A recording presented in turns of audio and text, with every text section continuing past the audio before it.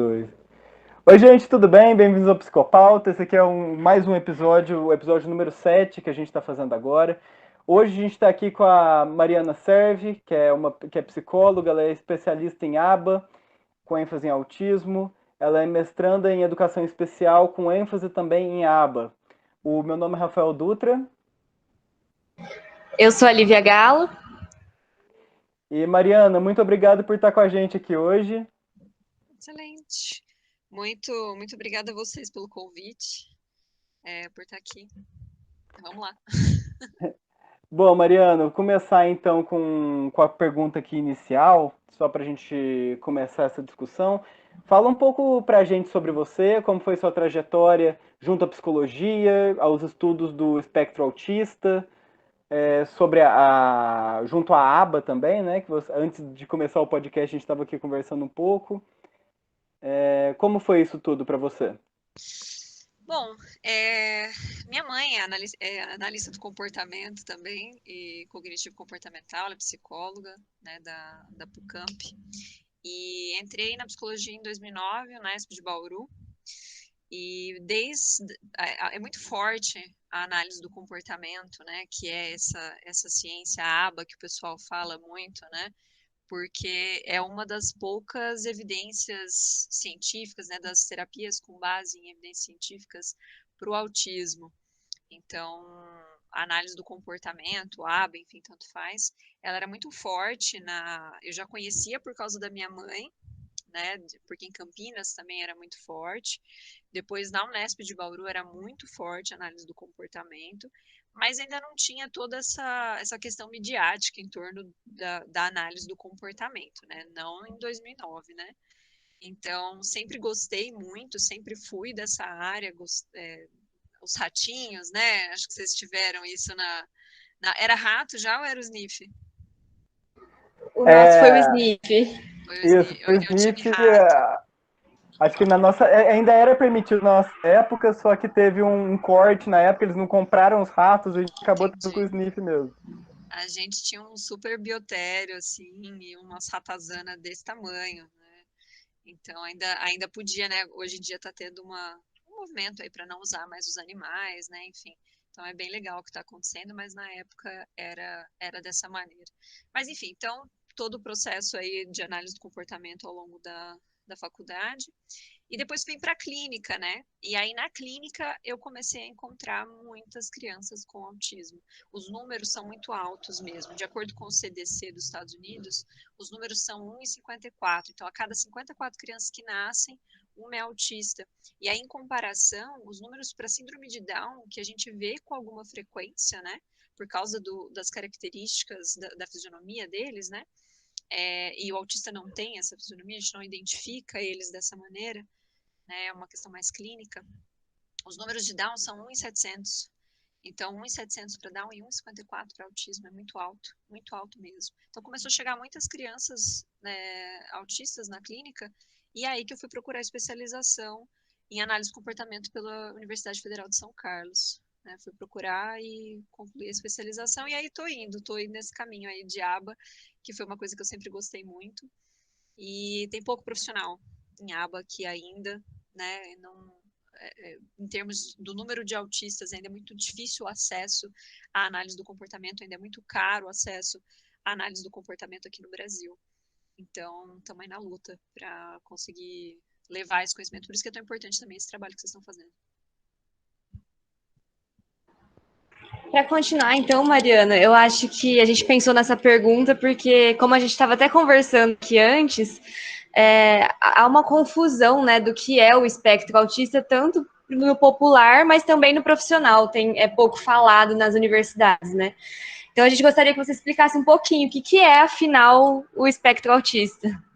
Inclusive, uma coisa que eu fiquei em dúvida na sua fala, né? Porque é curioso você, que nem você comparou, né, com a síndrome de Down, em casos que parece muito mais recorrente, e em questão de números não é. Não, a gente não vê isso muito espelhado aqui no nosso cotidiano. E por que você acha que isso se dá? É porque o autismo ele tem diversos, talvez, níveis? Como que é isso? Tá, então vamos lá, vou juntar as duas perguntas. O autismo é um transtorno, né? O transtorno do espectro autista. Já teve vários nomes, a nomenclatura muda sempre. Tem aí um projeto, sei lá, um andamento aí para o novo CID, o CID-11, né? Porque o CID-10 já faz bastante tempo que está rolando aí. Então temos aí o novo CID-11, vai ser o companheiro de vocês muito em breve, para mudar um pouco essa questão do autismo, tentar deixar ele um pouco mais específico, talvez. Tem algumas diferenciações, tipo autismo com e sem deficiência intelectual, autismo com e sem atraso de fala, coisas assim. Então vai ser bem interessante. Eu gostei bastante do que eu ouvi falar aí sobre esse CID-11. Mas por enquanto temos o DSM-5. É a última informação que a gente tem, é o DSM-5, porque o CID-10 está muito atrasado. O CID-10 ainda inclui... Tinham vários transtornos, né? A síndrome de Asperger, Savant, enfim, o transtorno global do desenvolvimento, tudo isso era separado no CID-10, que é o que a gente ainda usa. Então, a partir do DSM-5, isso tudo foi unido no transtorno do espectro autista. Então, a gente usa ele, continua usando o CID, né, para dar o númerozinho lá quando você vai fazer um relatório, né, para, enfim... Mas quando você está conversando mesmo, e para fazer os diagnósticos, a gente usa o DSM, o DSM-5.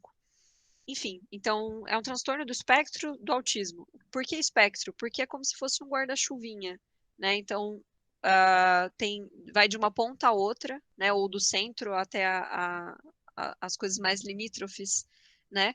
Então, e tudo isso engloba, todos esses antigos, o Savant, o Asperger, né? Eles estão juntos agora nesse guarda-chuva do espectro autista. Então, tem muitas diferenças e muitas críticas também a esse novo modelo diagnóstico, porque é muito diverso, né? Então, quem está no centro e quem está mais nas beiradas são pessoas absurdamente diferentes, né? Então, por isso também a questão dos números, né, de 1,54 se percebe um aumento dos casos, que eu tenho visto, mas também teve um aumento na identificação das pessoas, o que também é positivo, mas também teve um aumento do diagnóstico, do nome, sabe? A nomenclatura aumentou e pegou muita gente, entendeu? E que talvez não fosse diagnosticado antes. Então, isso tem prós e contras, assim, que precisam ser discutidos dentro de um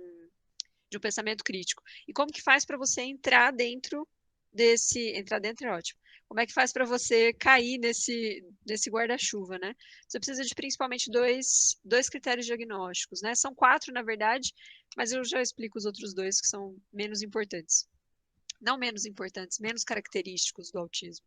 Os 2 primeiros são falhas na comunicação, né? Que vão desde a ausência total de fala, que é a galera do centro, até uma pessoa que não entende muito mentira, não entende ironia, tem dificuldade, sabe? Então tá vendo? É muito grande, o espectro é enorme, né? Então esse é o primeiro critério. Se você só tem esse, você não é autista. Você tem outras, pode ser uma fobia social, pode ser atraso de fala, enfim, pode ser outras coisas. O segundo critério, né, você tem que ter esses 2, são comportamentos repetitivos, estereotipados, assim. Então, é uma adesão muito grande à rotina, que vai desde de crianças, por exemplo, normalmente, que empilham brinquedos, enfileiram brinquedos, só gostam de coisas tudo do mesmo jeito, até uma pessoa que é um pouco mais inflexível, assim, que normalmente é tida como metódica, né? Então, são essas 2 coisas. Aqui também, nessa questão dos comportamentos restritos, né, tem também a questão de sensibilidade, que é quando a criança põe a mãozinha no ouvido, assim, de que não gosta do som, ou não come determinadas comidas por causa da textura, não usa determinados tecidos, enfim. Então, tudo isso cai dentro dessa parte de restrições, vamos assim falar.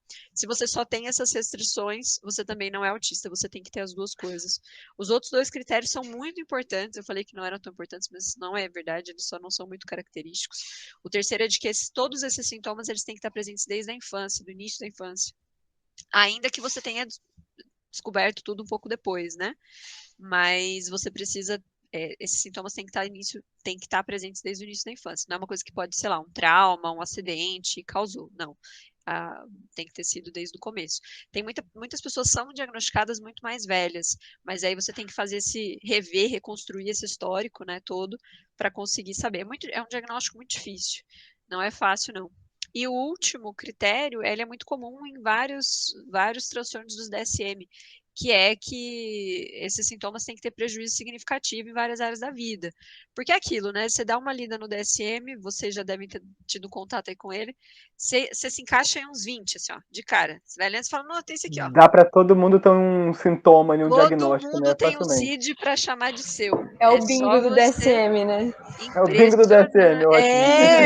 ótimo. Eu tenho. Isso aí eu fecho. Não adianta, gente. Então, assim, isso é muito sério. E eu gosto muito desse último critério, né? Porque senão a gente vai chamar todo mundo de autista, né? Eu tenho características, né? Principalmente esse segundo critério, eu falo isso muito nas minhas aulas. Eu fui uma criança seletiva, fui uma criança com seletividade alimentar importante, enfim, e não sou uma pessoa muito sociável, assim, a pessoa mais sociável do mundo. Então, muitos pais falam, nossa, Mariana, você é igualzinho fulano, né? Eu vou dando umas dicas, assim, para os pais dos meus pacientes, né? E ele fala, mas você não é autista, né? Eu falo, não. Não porque eu não tenho falhas na comunicação, né? E também não tenho esse prejuízo significativo. Eu me identifico muito com eles, é maravilhoso trabalhar com eles, mas não é assim, entendeu? Não é por identificação, você tem que ter um prejuízo para você chamar aquilo de transtorno. A questão do toque, né? A gente usa muitos vocabulários esses vocabulários de transtornos, né? Seja do tio Freud, seja do DSM, a gente usa muito no dia a dia. E não é verdade, não é isso. Você não fecha, chega, eu tenho toque. Não, você não tem toque. Você não sabe o que é ter toque, entendeu? Fulano é bipolar. Não, ele não é bipolar. Fica tranquilo que não é, entendeu? Então, a gente precisa tirar um pouco isso. Mas é isso, esses são os critérios. Eu acho que eu respondi as duas perguntas, né? Eu acho que tem Sim. acontecido muito esse movimento, né, das informações em psicologia, em diagnósticos, que estão ficando mais populares, o que é bom, mas ao mesmo tempo a galera tá fazendo uma onda aí de diagnosticar sozinho, né, acaba que é muito complicado, o diagnóstico é muito mais difícil, muito maior, né, de ser fechado. Concordo. Isso cai, inclusive, no que a gente ia falar agora, né? Sobre toda uma mistificação que vai se criando ao redor do autismo, do que é o autismo. Em questão do que eu vejo no cotidiano, em representações que a gente vê no cinema, nas séries, enfim. Ou o autista é aquela pessoa sem relação nenhuma com a sociedade, sem conseguir estabelecer elo nenhum, né, com o próximo. Tem sempre esse conflito entre o eu e o outro, né, um fechamento ali. Ou é aquela pessoa que é o gênio, que nem The Big Bang Theory, O né? Savan, normalmente. Exatamente. É uma pessoa, um gênio, uma pessoa incompreendida. E acho que eu vi poucas coisas até hoje que não idealizaram, vamos assim dizer, o autismo, que nem tem uma série chamada Typical, né, da Netflix. Acho que acabou não romantizando tanto o autismo que nem essas outras séries. Sim, então, a representação na mídia não adianta, né? A mídia não tem o que falar, ela quer vender, né? Então, assim, pega um assunto que está em alta, né? E vai tentar produzir conteúdo em cima daquilo. Então, assim, tem que ver o que vende. História triste, né? Então, tem vários filmes, principalmente antigos, tem um do Leonardo DiCaprio, excelente filme, assim, É muito bonito. O Leonardo dá show mesmo, ele era bem novinho e ele é muito bom, o Leonardo é muito bom. Então teve isso, eu esqueci o nome do filme, What's Eating, não sei quem, Grape, alguma coisa assim, eu esqueci o nome do filme, eu só sei Acho o que é nome. Gilbert Grape, alguma coisa. Gilbert Grape, Acho que em português é Gilbert Grape, Aprendiz de Sonhador. pronto, obrigada, É já isso. fica a dica aí. Fica a dica. O Rain Man também, que é bem famoso, né? Então, assim, essas são as representações um pouco mais antigas. Aí agora são esses que você falou, né? O pessoal fala do Sheldon, o pessoal fala do The Good Doctor, o Atypical, mas uma série que eu gosto bastante chama Amor no Espectro. É da Netflix também, mas são eles mesmo, né? São autistas leves, né? Os antigos Aspergers, né? Falando sobre a vida deles e tal. Então é um reality, assim, bem bonitinho. Eu gostei muito. E achei mais realista, assim, mais fácil de você identificar algumas coisas e tal. Não que os outros não sejam, mas eles não representam tudo, né? Tem o filme Adam também, que é um autista mais leve, que também é bem legal. Mas é isso, né? Não adianta, a mídia é a mídia. E a gente brinca que quando você conhece um autista, você conhece um autista. Porque eles são muito diversos entre eles. Por isso que é tão difícil fazer o diagnóstico. Você percebe algumas características em comum, mas não é tão simples quanto o pessoal pensa assim.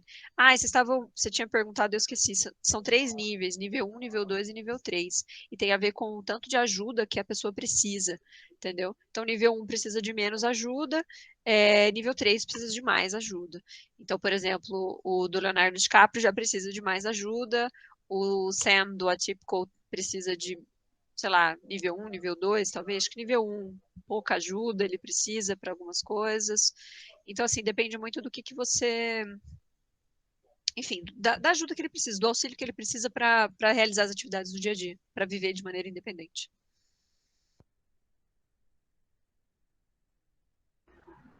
Acho que a gente pode ir para a próxima pergunta, se vocês não quiserem falar mais nada sobre esse tema. A gente tinha colocado aqui para você comentar um pouquinho sobre a clínica do autismo, como que é feito, qual que é a importância, né, do profissional psicólogo na vida dessas pessoas. Comentar um pouquinho sobre isso. Tá. Quando uma criança recebe um diagnóstico de qualquer deficiência, né, aumenta muito os custos para a família. Então, por isso que a gente tem tentado. Eu faço parte da Associação de Pais e Amigos do Autista de Franca, a PAF, e a gente está na luta aí desde 2017 para tentar fazer chegar esse conhecimento nas pessoas. Então a gente dá muito curso, vocês até comentaram da Twitch, né? A gente está, sei lá, em que turma já, e agora foi na pandemia que a gente começou a fazer as aulas na Twitch, né? Porque tinha que adaptar o nosso conteúdo que era físico para, enfim, eu tive que inventar isso em uma semana, assim, para terminar de dar as aulas que eu tinha que dar. E foi Inclusive, muito bom. para quem segue a gente vai indicar as suas lives no Twitch, os seus grupos no Twitch. Depois a gente coloca lá na página também. Combinado, obrigada. Então, a gente chegou em muita gente agora na pandemia, né? Chegamos no Rio, chegamos no Nordeste, chegamos no Sul. Porque falta mesmo muito conhecimento das pessoas. É aquilo, né? É o lado bom e o lado ruim desse conhecimento psicológico. Pouco conhecimento é muito perigoso, né? Porque você sabe um pouco e aí você já acha que você pode diagnosticar as pessoas e você já acha que você pode não diagnosticar as pessoas, falar, não, esse menino não é autista, entendeu? Então aí você só atrapalha todo o rolê, a mãe já estava querendo que a criança não fosse autista, então chega o professor e todo mundo falando, e você sabe, não, me ajuda, né? Então é bem complicado esse processo, assim, é muito difícil. Então a gente está Você tentando sente, levar esse conhecimento. você sente que tem uma, não um impedimento, mas uma dificuldade, por exemplo, da classe médica, dos médicos, de psicopedagogos, de patologização, de querer dar esse diagnóstico do autismo para crianças previamente, sem acompanhamento? Como que é? A gente tem extremos aí, né? A gente tem desde o pessoal, tanto pais quanto professores, quanto médicos, a gente vê extremos. A gente tem tanto pais, professores, profissionais de saúde no geral, que não dão diagnóstico de jeito nenhum ou não aceitam diagnóstico de jeito nenhum, e isso não é bom, porque às vezes a criança realmente precisa e precisa de apoio, e quando você é diagnosticado com autismo, você automaticamente entra dentro da lei da pessoa com deficiência. Então, você tem acesso a vários direitos ali, o que ajuda muito em várias coisas, várias questões, para ter um auxiliar de sala, enfim. Então, é muito bom assim para o desenvolvimento da criança, principalmente em termos de aprendizagem. Então, é muito importante. Mas a gente tem uma outra galera que que quer muito um diagnóstico, né? Que quer muito entender. E eu entendo essas pessoas, assim, no caso do médico, eu não entendo muito não. Preciso tentar empatizar um pouco mais com eles, preciso conversar com alguns para ver. Isso aí como eu não trabalho direto, eu trabalho com eles mais conversando, mas normalmente os médicos que conversam com a gente não são dessa galera, né? Os que pedem a opinião do psicólogo, que escutam o psicólogo, que pedem ajuda, que falam, olha, eu só vi a criança 10 minutos, deixa eu mandar ela para você dar uma olhada, ver. Tem criança que é possível diagnosticar em 10 minutos? Até tem, né? Você faz alguns exames e tal, mas tem crianças que são muito de livro, assim, clássicas, que preenchem todos os critérios fácil. Mas tem criança que é mais difícil, né? Que a gente precisa de mais tempo, não é assim? Então, tem muito diagnóstico nesse sentido. Aí eu precisaria conversar com eles para tentar entender um pouco mais. Mas no caso dos pais e dos professores, o professor precisa do auxílio, né? Às vezes do auxiliar, e aí ter um nome para aquela criança, para o diagnóstico, porque o que está acontecendo é mais fácil. Mas por outro lado, tem um pouco então a culpa não é minha. Entendeu? E aí é preocupante, porque tudo bem, a culpa não é sua, mas e aí? Né? Autista ou não, ou qualquer que seja o rótulo dessa criança, a gente precisa educar ela, entendeu? A inclusão tá aí, a gente tem que se adaptar. Difícil demais, demais, demais, demais. Então eu que estou ali junto com professores, junto com os pais, gente, o nosso trabalho como psicólogos é o mais fácil que tem. Entendeu? O trabalho do psicólogo, o trabalho do médico é o mais fácil que tem. Trabalho difícil mesmo é o do pai em primeiro lugar, em segundo lugar o dos professores. Então, assim, é muito difícil. Então, eu entendo esse movimento, sabe? Tanto de querer dar um nome, quanto de... Mas a verdade é que esse nome, ele é só um nome mesmo, né? Ele, tudo bem, tem acesso a pesquisas, tem acesso... É importante, não estou dizendo que não. Mas não é o mais importante. O mais importante é ensinar essa criança. O que ela não sabe por causa do autismo? Quais são as dificuldades que ela está tendo, né? Independente se por causa do autismo ou se por qualquer outro motivo. Quais as dificuldades que ela tem? O que ela precisa aprender? Vamos lá? Então, vamos. vamos ensinar. Mas, de novo, é a tarefa mais difícil. A gente só orienta, né? A gente orienta, a gente trabalha, a gente apoia, a gente ensina, vai lá. Mas quem está ali na linha de frente mesmo? E às vezes são crianças, tem algumas crianças que são muito difíceis, seja por si autoagressão, por exemplo, ou heteroagressão, agredir outras crianças. Então, é uma tarefa realmente muito difícil. A gente na clínica está com ela, sei lá, algumas horas, né? Que até vocês perguntaram um pouco do trabalho, de como é. O acesso aqui no Brasil ainda é muito, muito pequeno, muito caro, coisa de 5 mil reais por mês, assim, é realmente muito caro, ninguém tem acesso. E quem tem acesso, às vezes não tem vaga, entendeu?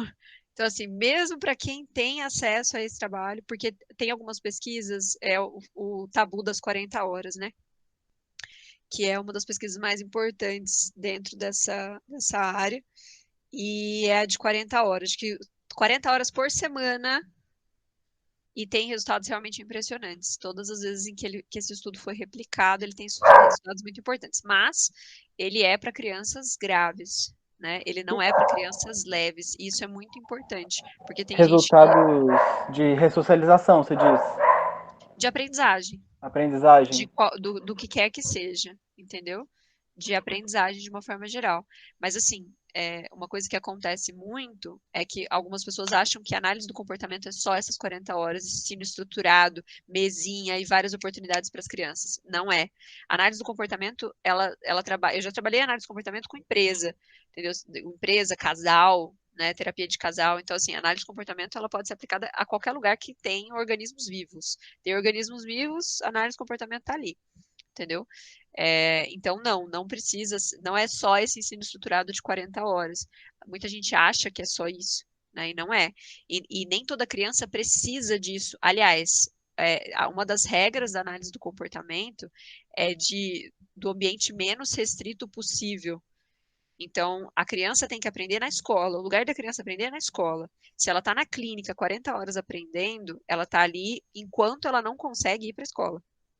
Entendeu? Mas a ideia é que eu prepare ela para ela ir para lá. O objetivo de todo profissional de saúde é dar alta, entendeu? E o da análise do comportamento também. Então a gente sempre precisa ter foco nisso. Como que eu faço para me tornar desnecessário?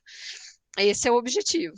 Né? Eu preciso ir encaminhando essa criança para que ela aprenda. Eu não quero que ela aprenda habilidades motoras, né? Grossas, finas comigo. Eu quero que ela aprenda no futebol, no basquete, é isso que eu quero. Talvez eu precise, e tem criança que precisa ficar para o resto da vida em terapia?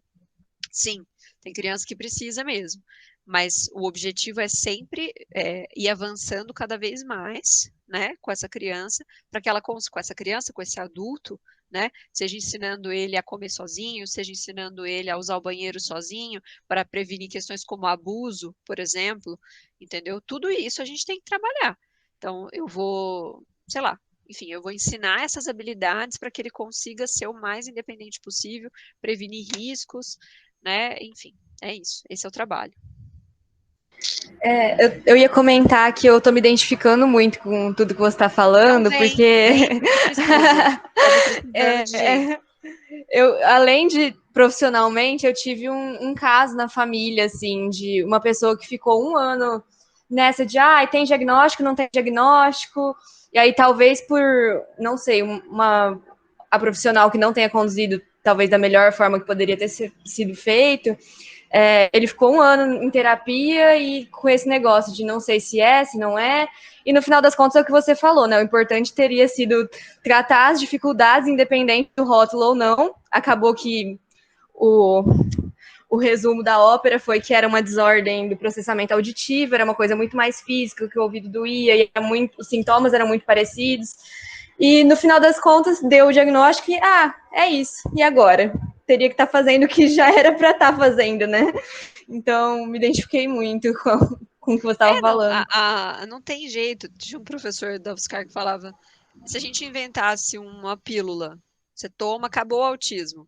Tudo bem, mas não vai ter uma pílula que ensina a falar, concorda? Não tem uma pílula que ensina a tirar fralda, não tem uma pílula que ensina a ler e escrever. Então, o que eu tenho que fazer? O que ele tem? Eu preciso descobrir o diagnóstico? Preciso? Claro que eu preciso. Mas, tá, qual que é a dificuldade que ele tem? Ele não fala. Então, vamos ensinando. Vai procurando o diagnóstico aí, mas vamos começar. Entendeu? Porque não tem jeito. As pessoas vão no médico, né? Recebe diagnóstico de autismo, e aí o médico fala assim: tem que procurar terapia ABA, né? Terapia ABA. Beleza. Aí o pai procura terapia ABA na internet. Aí fala: nossa, é maravilhoso, né? Tem resultados incríveis e tal. Aí eles vêm pra gente. E aí a gente fala coisas do tipo: tá, tem que sentar com ele e ensinar. Pega o carrinho, brinca com o carrinho. Aí o pai fica tipo: é isso? Aí fala: aham, é Não isso. tem uma fórmula mágica? Como Não, assim? é só ensinar mesmo, entendeu? Não tem Uhum. outra coisa. A gente fala coisas muito óbvias, assim, às vezes, né? Mas o óbvio tem que ser dito, não tem jeito, entendeu? Então, assim, e é trabalho lento, é trabalho pesado, é trabalho lento, é dia a dia, entendeu? Não tem jeito, não tem. É igual academia, entendeu? Tem gente que tenta cortar em uns mas tem medicação, tem isso, tem aquilo. Não, não tem, gente, não tem. É ir para academia, e detesto, aliás.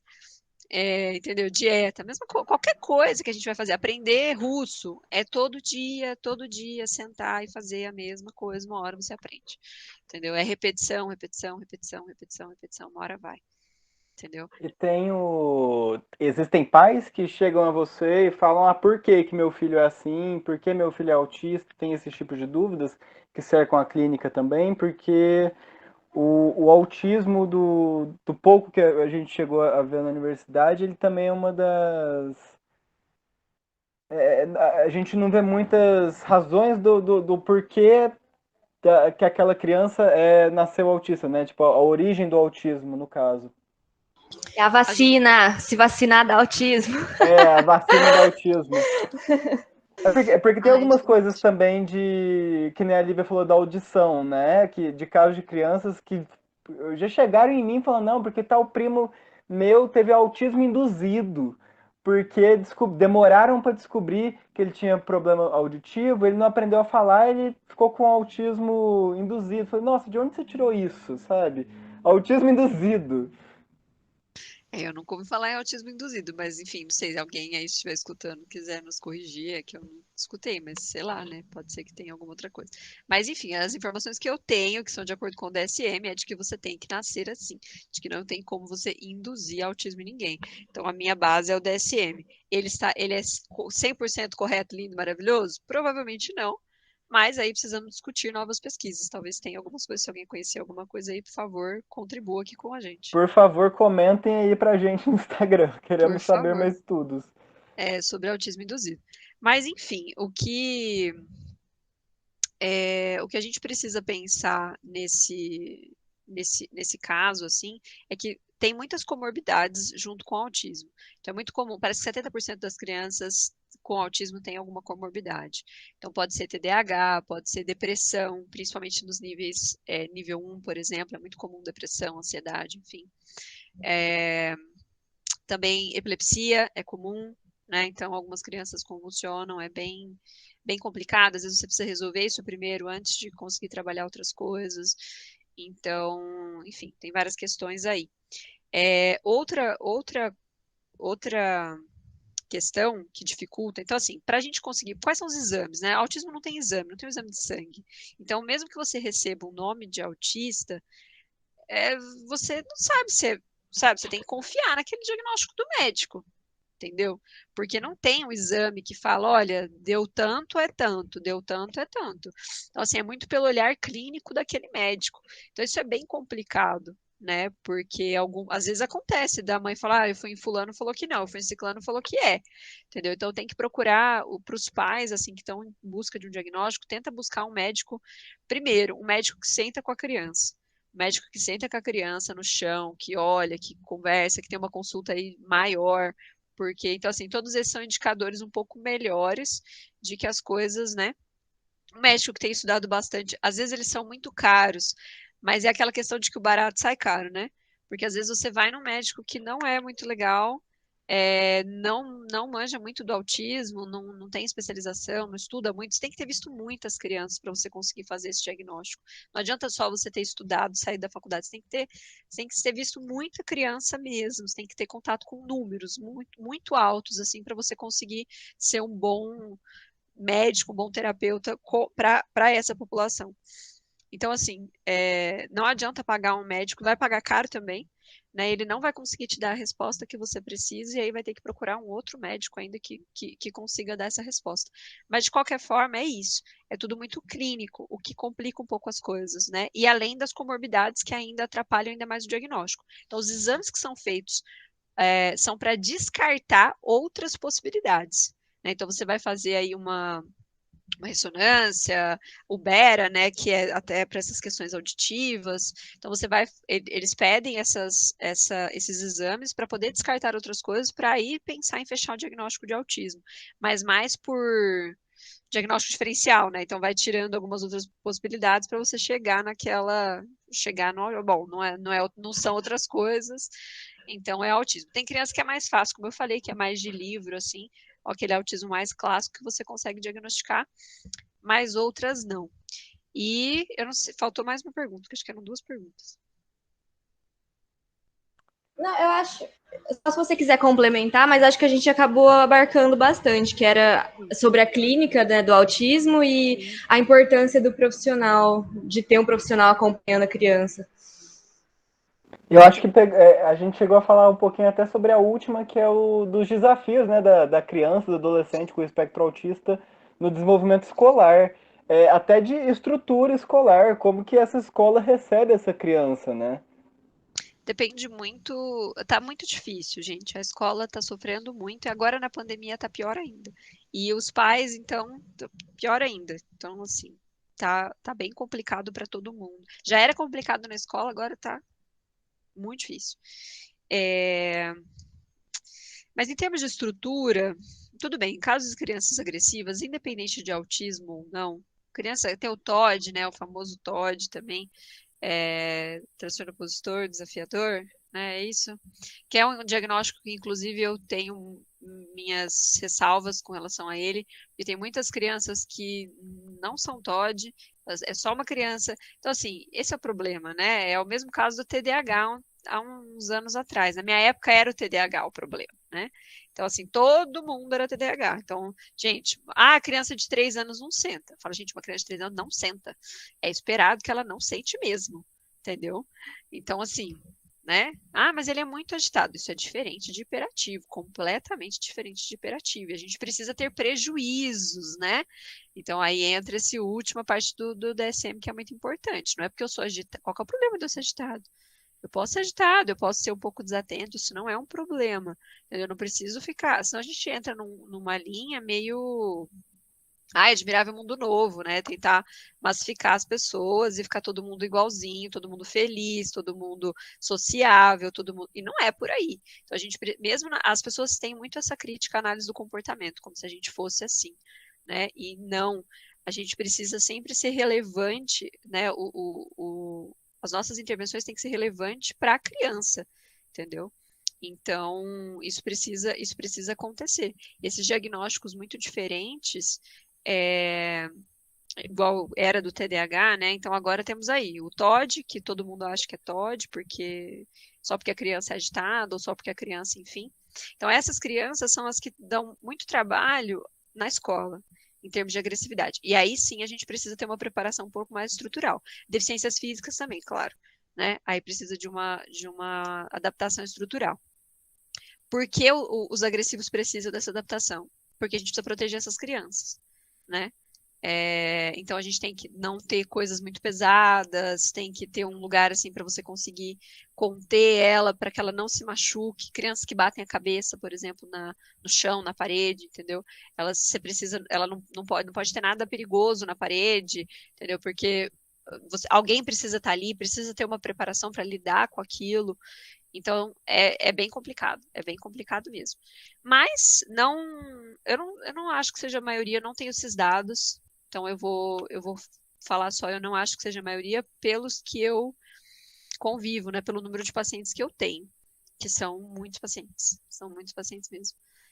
Porque eu trabalho também, eu tenho 3 empregos, gente, e um deles é no ambulatório de desenvolvimento e aprendizagem da Unimed. Então, lá a gente está com 100 pacientes. Então, são muitos pacientes, entendeu? Só em um dos empregos tem 100 pacientes. Então, sente o drama. Então, os números que eu tenho ali são de que esse não é a maioria, mas não tenho esses dados oficiais, assim, para saber, até porque o Brasil nem tem dados. Então, se tiver dados, seriam dos Estados Unidos mesmo, porque aqui a gente quase não tem. Teve a expectativa aí do censo, né, mas que não rolou por motivos de pandemia. Então, aguardemos aí o censo para a gente ter novos dados. Então, essas adaptações mais intensas, elas, até onde eu acompanho, não são sempre necessárias. Mas uma adaptação de currículo é absurdamente necessária. E a verdade, gente, é que todo mundo é o PEI, né? O que é o PEI? O Plano de Ensino Individualizado. Que é direito da criança com deficiência, ela precisa ter. Muitas escolas não sabem o que é. A gente está aí com umas campanhas para isso, a gente estamos lançando o curso do PEI, vamos dar esse curso gratuito, acho que mês que vem. A gente até divulgar aí para todo mundo, igual a gente fez o Diaba, né? No começo desse mês a gente fez o Diaba, 1000ª turma na Twitch, aí agora a gente vai fazer o do PEI também para tentar levar isso para as escolas, porque apesar de ser lei e de ser muito importante, isso não é aplicado. E quando é aplicado como se fosse uma questão burocrática, né? Então é mais um documento para a professora preencher. Porque como a gente não sabe utilizar ele da maneira correta, né? Porque ele é um instrumento lindo para você acompanhar o desenvolvimento da criança de uma maneira, sabe, fazer uma linha de base. Olha que maravilhoso. E depois ir vendo se ela está indo, se não, rever as metas, é muito legal mesmo. E ajuda muitos professores nisso, né? Nessa adaptação de materiais.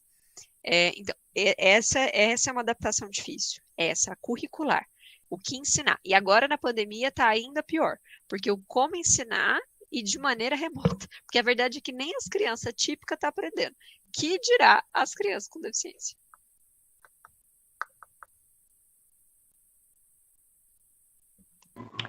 Acho que a gente já pode ir finalizando, Livinha. Você quer... Peraí, antes de qualquer coisa...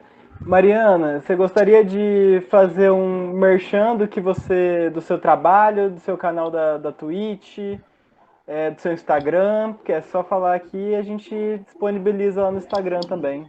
Não, eu mando para vocês, acho que vai ser mais fácil. A gente manda os contatos todos, até que se alguém tiver alguma dúvida, alguma coisa, tem bastante coisa ali. A gente tenta. O nosso canal do Telegram, por exemplo, eu com a PAF, Eu não consigo mais, por causa dos 3 empregos, né, gente, me ajuda. Não consigo mais postar conteúdo todos os dias, mas eu tento postar conteúdo gratuito lá sempre que eu consigo. Então, quem Legal. quiser estudar a aba, né, quem quiser estudar sobre aba, sobre autismo, sobre educação especial, consegue fazer isso, porque a gente tem muita consciência da dificuldade que é ter acesso a isso. E não adianta, não tem apoio, não tem política pública ainda para isso. Teve algumas, aqui em Franca a gente conseguiu algumas coisas pela associação, né? O símbolo do autismo já tá em alguns lugares. Eu acho que isso ainda não está no Brasil todo, mas já está em alguns lugares. Que legal. Para ter preferência em fila, sabe assim? Sim. Que mais? Tem a carteirinha do autismo, que quem emite aqui em Franca é a associação também, então, para poder ter essas identificações, até para a gente ter números também, né, para pensar nessas políticas públicas. Aqui também está proibido a questão dos fogos de artifício com barulho. Então, foram todos ganhos assim que a associação tem conseguido aos pouquinhos. Mas, infelizmente, a gente ainda não tem muitas políticas públicas para, enfim, para dar acesso a isso. Então, o que acaba acontecendo é que os pais, os professores se capacitam no sábado, pagam do próprio bolso, né? Aqueles que querem, né? Que tentam. Então, essa é a nossa realidade hoje. Então, a gente está tentando aí ajudar essa galera que está tentando estudar. Vai ter que estudar no final de semana, né? Mas pelo menos para não gastar dinheiro com isso. Assim, os que não podem, né? Porque estudar é sempre investimento, né? Mas tem gente que não consegue fazer esse investimento. Então, a gente está tentando levar esse conhecimento para todo mundo. Mariana, muito legal o trabalho de vocês. A gente adorou te ter aqui. Eu fiquei encantado com o trabalho de vocês. Eu acho que todo mundo, assim, que escutar, por favor, entrem nas redes aí da Mariana, porque é uma informação muito legal e um privilégio da gente poder acessar, né? Porque como a gente tá vendo, não é uma coisa fácil de encontrar, assim. Então, aproveitem. E quem tiver dúvida pode chamar a gente repassa o que precisar para Mariana. E muito obrigada por ter aceitado. Obrigada, meninos. Muito obrigada. Fiquei feliz. Gostei muito. Também. Para quem está escutando, nossas redes são @psicopautaoficial. A gente posta tudo lá do episódio, das semanas, das dicas que forem dadas aqui. Então sigam a gente lá para acompanhar. E agora também tem textos semanais. Sim. A gente está fazendo um glossário de psicologia em comparação com arte e psicologia em associação, que a gente faz textos sobre psicologia, psicanálise, teorias psicológicas comparadas com determinadas temáticas de filmes, séries, músicas, enfim. Adorei. É isso, gente. Obrigada e tchau.